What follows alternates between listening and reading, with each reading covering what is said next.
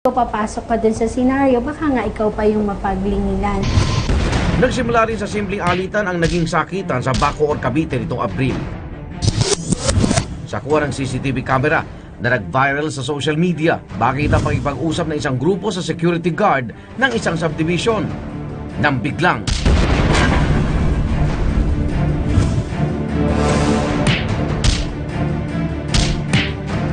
ang gwardiya hindi na nakuha pag lumaban ng kuyugin ng grupo. Ayon sa investigasyon ng PNP Bacoor, ang ugat ng problema ay ang paniningil ng 10 piso ng gwardiya dahil walang sticker ng Homeowners Association ng sakyan ng grupo na papasok sa subdivision. So dahil sa walang sticker yung kanyang sakyan, sinitan ng gwardiya para hindi siya basta makapasok ng subdivision.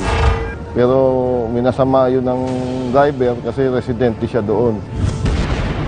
Pero hindi lang daw pananakit ang ginawa ng grupo sa gwardiya.